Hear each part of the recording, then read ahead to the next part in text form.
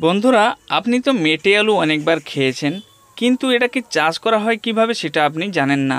অনেকে জানে, অনেকে জানেন না। তো যারা শহরে থাকে তারা কিভাবে নিজের ছাদ বাগানে মেটে আলু চাষ করতে পারবে বিনে পয়সা, সব কিছু জিনিস এই ভিডিওতে আমি আপনাদেরকে বলবো। ভিডিওটাকে শেষ পর্যন্ত দেখতে থাকুন। ভালো লাগলে লাইক, শেয়ার, সাবস্ক্রাইব অবশ্যই করে নেবেন। নমস্কার বন্ধুরা, এডি গার্ডেনিং চ্যানেলে আপনাদেরকে স্বাগত জানাচ্ছি। আমি দেবাশিস।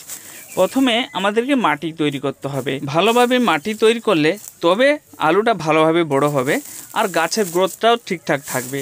মাটি তৈরিটা হচ্ছে মেন ব্যাপার। তো আমরা এখানে কিছু পুরনো মাটি নিয়েছি, এর সাথে কিছু পুরনো গোবর সার নিয়ে নেব। এইসব বস্তাগুলোয় আগে গাছ লাগানো ছিল, গাছগুলো মারা যাওয়ার পর সেই মাটিতে আবার পুরনো গোবর সার দিয়ে আমি এই মাটিটাকে তৈরি করছি। মাটির পরিমাণ 70 থেকে 80% থাকবে। 70% থাকলে খুব ভালো হয়। 30% দিতে হবে পুরনো গোবর সার কিংবা যে কোনো কম্পোস্ট।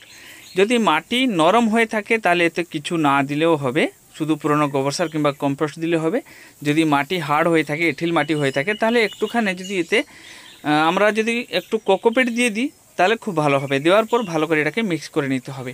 এতে না তো কোনো রকম ফাঙ্গিসাইড দিতে হবে, না তো কোনো রকম সার ওষুধ দিতে হবে, কিছু না, শুধু পুরনো গোবর সার আর মাটি হলে হবে। দিয়ে ভালো করে মিক্স করে নিতে হবে। মিক্স করার পর এগুলা সিমেন্টের বস্তায় ভর্তি করে নিতে হবে।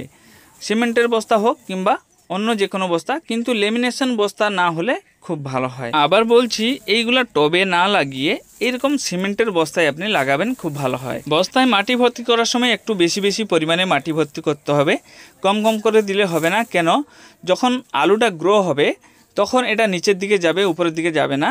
তাই একটু বেশি পরিমাণে মাটি ভর্তি করতে হবে, না হলে কিন্তু আলুটা ভালোভাবে গ্রো হবে না।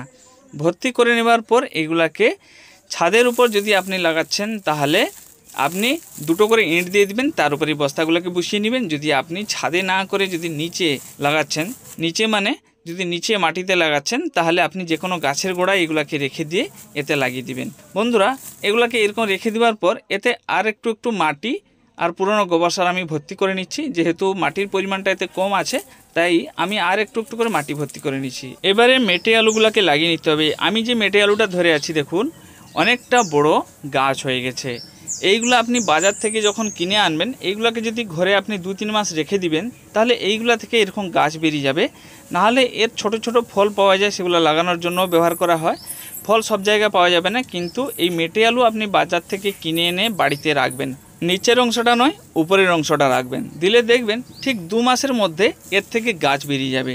আপনি যদি ছোট ছোট পিস করে রাখেন তাও আপনি অনেকগুলো গাছ পেয়ে যাবেন। নাহলে যদি এরকম বড় অংশটা রাখেন তাহলে প্রত্যেকটা অংশ থেকে 1-2টা করে আপনি চারা পেয়ে যাবেন। এইগুলাকে কি করতে হবে, ছুরি দিয়ে কেটে নিতে হবে। মানে যেখান থেকে গাছটা বেরিয়েছে একটুখানি আমাদেরকে মেটে আলু এর সাথে রাখতে হবে, নাহলে গাছটা হবে না। এইগুলাকে এরকম পিস করে কেটে নিতে হবে। আবার নিচের অংশটা আমরা ঘরে খাওয়ার জন্য ব্যবহার করতে পারবো। ওইটাকে যদি আমরা কিছুদিন আরও রেখে দিই তাও আবার ওর থেকে গাছ বেরাবে। তো এরকম ছোট ছোট পিস করে আমরা কেটে নেবো। কেটে নেওয়ার পর এইগুলাকে লাগাবো। যখন এই খামালুগুলো আপনি বাজার থেকে কিনতে যাবেন, অনেক সময় এই খামালুগুলো কেজি 70 টাকা 80 টাকা করে বিক্রি হয়। মিনিমাম তো 50 টাকা 60 টাকা করে বিক্রি হয়। অনেক সময় এর থেকে বেশি দামে বিক্রি হয়, যেহেতু এটা খেতে সুন্দর লাগে। এইটাতে কিন্তু 2টো গাছ বেরিয়েছে, এটাকে আলাদা আলাদা করে লাগাতে হবে। আমি একসঙ্গে কেটে নিয়েছি, আবার এটাকে কেটে আমি দুখানা করে নেব। দুখানা করার পরে এটাকে লাগাবো। বন্ধুরা, যখন আমরা লাগাবো বস্তার মাঝের দিকে একটু অধিক গর্ত করে এটাকে লাগিয়ে নিতে হবে, যাতে গাছটা উপরের দিকে দেখা যায়, বাকি সব অংশগুলো যেন মাটির ভিতরে থাকে। আর একটা জিনিস আপনাদেরকে এখানে বলে রাখি, যদি মাটি এরকম ভুরভুরে থাকে তাহলে আপনি ওইগুলোকে এমনি এমনি করে লাগিয়ে নেবেন। যদি মাটি এঁঠিল মাটি হয়ে থাকে তাহলে যখন আমরা জল দিয়ে দেবো কিছুদিনের পর মাটিটা একদম শক্ত হয়ে যায়। যদি সেরকম মাটি হয় তাহলে আপনি কিছুটা উনানের ছাই আর কিছুটা ধানের আগড়া ওইগুলাকে মাঝের দিকে দিয়ে ওইগুলাকে লাগিয়ে নেবেন। তাহলে মাটিটা একটু ফসফসে থাকবে আর আলুটা নিচের দিকে ভালোভাবে গ্রো হবে। মাটি শক্ত হলে খুব একটা ভালোভাবে গ্রো হতে পারে না। আরও একটা জিনিস আপনি এতে ব্যবহার করতে পারেন, যে পচা খড়, যেই খড়গুলা আমরা গরুকে খেতে দিই, যেগুলো অবশিষ্ট রয়ে যায়, যখন এগুলো পচে যায় ওইগুলোকে মাঝখানে দিয়ে তাতেও আপনি লাগিয়ে দিতে পারেন, খুব ভালোভাবে গ্রো হয়ে যাবে। এতে কোনো রকম সার ওষুধ প্রয়োগ করা হয়নি, এমনি এমনি আপনি লাগিয়ে নেবেন, হয়ে যাবে। লাগানো হয়ে যাবার পর এর উপরে আমাদেরকে কিছুটা খড় বিছিয়ে নিতে হবে। যদি খড় থাকে ভালো, যদি খড় না থাকে গাছের পাতা দিয়ে দিবেন, যেটা পরবর্তী সময়ে কম্পোস্ট হয়ে যাবে আর এখন ছাওয়া করবে। মাটিটা তাড়াতাড়ি শুকনো হবে না আর আমাদের এই গাছটাকে খারাপ করবে না।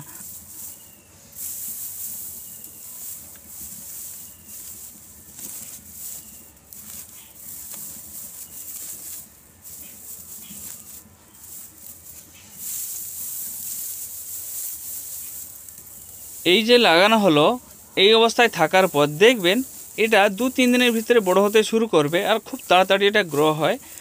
কাছাকাছি একদিনে 1 হাত থেকে 2 হাত পর্যন্ত এটা বড় হয়ে যায় আর খুব তাড়াতাড়ি গ্রো হওয়ার সাথে সাথে আর ফলনটাও ভালো হয়। যখন গাছটা বড় হয়ে যাবে এই গাছেও গাঁঠে গাঁঠে ছোট ছোট ফল ধরবে।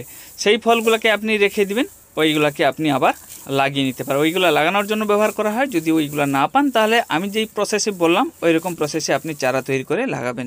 এখন এটা লাগানোর সঠিক সময় চলছে, বৈশাখ, জ্যৈষ্ঠ আর আষাঢ় মাসে এটা লাগানো হয়। এতে জল দিয়ে দিতে হবে, এক মগ করে জল দিয়ে দিলে হয়ে যাবে। এই গাছটা হট করে মরেনি। তো এই গাছটা লাগানোর সময় আপনি এইরকম গ্রো বেড বা এরকম সিমেন্টের বস্তায় লাগাবেন, খুব ভালো হবে। টবে কিন্তু ভালো হবে না। কিছুদিনের পর দেখবেন এগুলো অনেক তাড়াতাড়ি গ্রো হয়ে যাবে। এইটাকে যদি মাচায় তোলা হয় কিংবা যদি গাছে তুলে দেওয়া হয় তাড়াতাড়ি গ্রো করবে আর ফলের সাইজটাও খুব ভালো হবে। বন্ধুরা, যখন শীতকাল আসবে এই গাছটা মরে যাবে আর মরে যাওয়ার পর আমরা হারভেস্ট করব। যখন হারভেস্ট করব তখন আমি আরেকটা ভিডিও বানিয়ে আপনাদেরকে দেখাবো।